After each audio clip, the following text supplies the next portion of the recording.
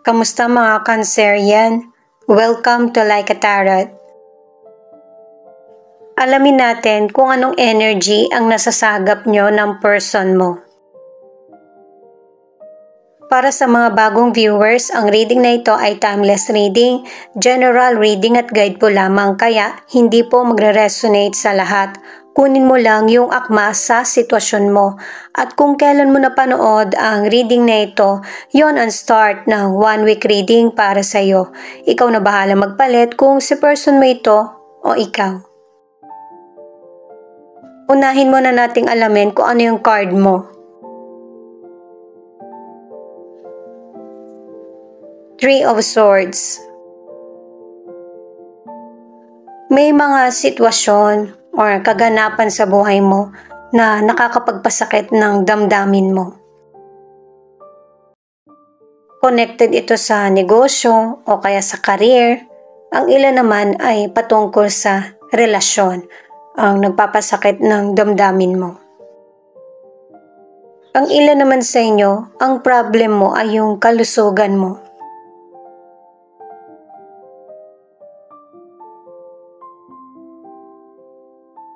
King of Cups in reverse. Kaya nagkakaroon ng kalungkutan, pinapakita sa card mo kasi itong person mo ay may pagka-immature sa sitwasyon. At ang advice ng cards, kung ano man ang sabihin sa person mo, kailangan niyang makinig para yung problems nyo na re-resolbahan.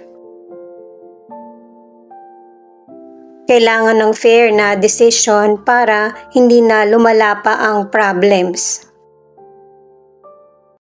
Sa card mo, may love triangle ang relasyon nyo ng person mo. Sa card ng person mo, nag-cheat siya. Kung tingin ng person mo, misunderstanding itong nangyayari sa connection o relationship nyo, kailangan niyang ayusin ito. Ito yung mystical card nyo ng person mo, true offering. Kung gusto mong payapa na buhay, kailangan totoo yung mga intensyon mo. 4 na cards ang kailangan natin sa mystical card nyo ng person mo.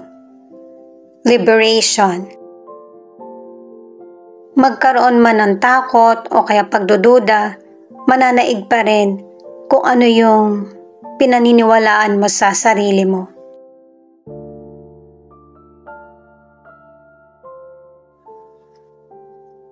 Receiving. Magtiwala ka sa mga bagay na nakalaan para sa iyo, sa kung ano yung dapat na matatanggap mo na blessings mula sa universe or guide mo.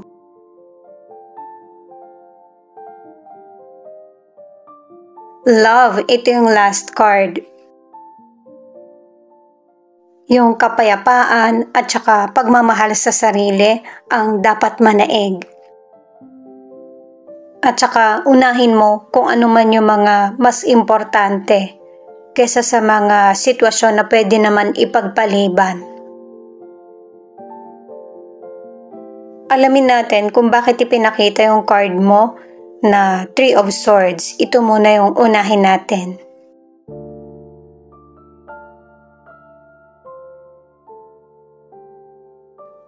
Ayan, ang bilis, 3 agad.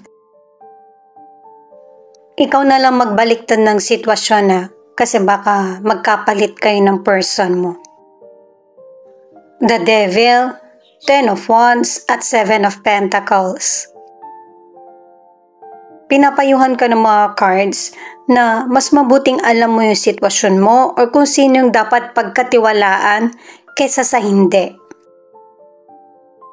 Kung yung iba may problema sa iyo, pero dito sa mga cards na ito, ikaw, napaka-responsable mo, masipag ka, yan yung ipagpatuloy mo kasi mas merong magandang dulot sa buhay mo. Mag-ingat ka sa pisikal na itsura, lalo na't ito yung una nating nakikita na peke pala yung ipinapakita na intensyon. Sa career o negosyo, mag-ingat sa mga risky na investment or kaduda-duda. Mas nakakabuti para sa iyo yung ikaw ay nag-aasikaso sa career o kaya negosyo. Merong mas magandang dulot. At saka, ang advice ng mga cards ay kailangan yung pahinga para hindi ka lang nafo-focus sa career mo, sa negosyo. Makita mo rin kung ano yung iba pang bagay na nangyayari sa paligid mo. Ang ilang single, mararamdaman mo kung yung person ba totoo sa iyo or hindi. Kasi merong potential person na ang gusto lang talaga ay physical contact. Mas focus siya sa career. At saka kahit magpakita ka ng interest sa potential person na ito or baliwalain ka niya, meron pa rin naman darating na ibang person na mas higit pa sa person na ito. Itong card naman ng person mo ang alamin natin. Ituloy ko lang para sa mga nasa relationship na maging honest ka sa kung ano yung gusto mo sa relasyon. Huwag kang magstay sa relasyon na unhappy at abusive. 3 cards na kasi ang nagsasabi na ikaw yung bukod tanging nagsusumikap na para yung relasyon ay magtagal. At saka napaka-importante sa relasyon ang teamwork. Mas magiging maganda yung kinabukasan nyo kung dalawa kayo mag-iisip. 2 of Cups, 5 of Wands, at the Judgment. Sa cards ng person mo, napaka-blessed niya. Kasi may mga taong nagmamalasakit at nagpapakita ng concern sa kanya. Yun nga lang, itong person mo, base sa mga cards niya, nakatatlong cards na hindi siya marunong makikooperate. Napupunta siya lalo sa mga magulong sitwasyon at nahihila ka din. Yung maliit na problem, pinalalaki at saka irritable siya. At ito na yung tamang panahon para sa person mo na magkaroon ng self-judgment na yung mga ginagawa ba niya tama. Magandang tip na ito sa'yo ng mga cards na lahat ng itinatago mo, mabubuko na. May chance ka pa kaya baguhin na yung sarili at matutong makinig. Sa financial, ang ilan sa inyo, nababalanse mo yung financial na meron ka. Pero ang ilan, nagkakaroon ng pagtatalo kasi nagkakaroon ng kakulangan. Kung hindi maganda ang pasok ng financial sa'yo, ay huwag ka muna magmadali para hindi ka mapunta sa mas mahirap na sitwasyon sa financial. May posibilidad kasi na mananaig yung emosyon mo, maluloko ka, or makakabili ka ng gamit na hindi mo naman talaga kailangan.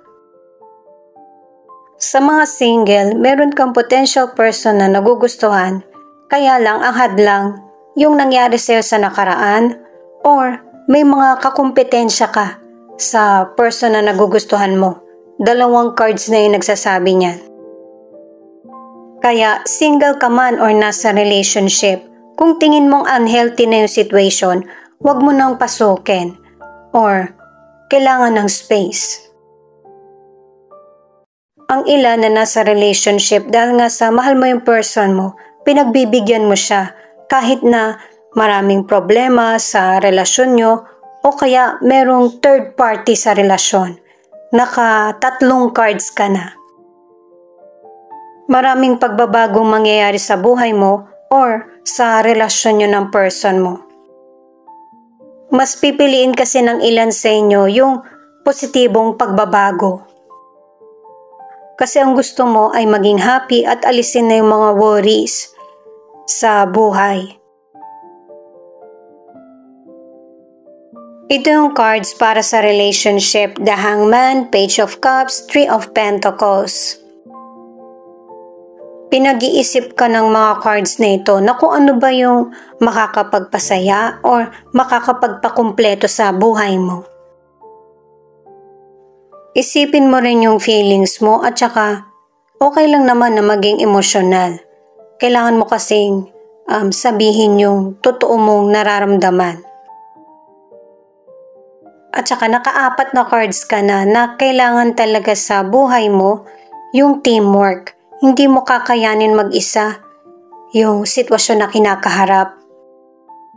Sa karir mo man ito, sa negosyo, or love life. Sa kalusugan naman, mabagal yung healing kaya kailangan ng pasensya. Kasi may magandang good news na para sa'yo sa kalusugan kaya hindi mo kailangan masyadong mag-worry. Dahil sa magiging klaro din sa'yo ang lahat kung ano yung totoong problem mo sa health at kung ano yung dapat i-priority. Dalawang cards na yung nagsasabi para sa improvement sa kalusugan. Sa mga nasa relationship, nagkakaroon kayo ng problema ng person mo at sinusuri mong maigi kung ano ba yung tamang solusyon bago mag-move forward. Kasi ang ilan sa inyo na nasa relationship, kahit na iba't ibang problema ang dumarating sa relasyon, ay inuunawa mo yung situation at yung person mo. Medyo matagal pa ito guys, pero darating yung panahon na magkakasundo kayo ng person mo, magiging committed siya sa relasyon at magiging payapa na ito. Sa mga single, may potential person na lihim na nagkakagusto sa iyo. May excite ka sa pag-uusap nyo at saka gusto mo siyang mas lalong makilala. Ano man ang gender ng person na to, dahil kakaiba yung approach na gagawin niya, makakalimutan mo yung painful na experience sa nakaraan. Naka-2 cards ka na open ka na para sa new love. Itong additional card na 2 of Swords ay kailangan ipakita mo yung totoong emosyon mo sa kapwa. Hindi naman ibig sabihin na focus ka lang sa feelings mo. Ito kasi yung magiging dahilan para makaiwas sa misunderstanding. Itong the Temperance naman, kung merong pagka-antala, hindi ka makapag-decide, ito na yung time na magde-decision ka na para sa future mo. Haharapin mo na kung ano yung ino-offer ng universe. Itong 3 of Wands, naka-4 na cards ka na kailangan mo talaga ng suporta ng iba. Kailangan ng opinion ng iba para mas madali mong ma-achieve yung gusto mong makamit na tagumpay.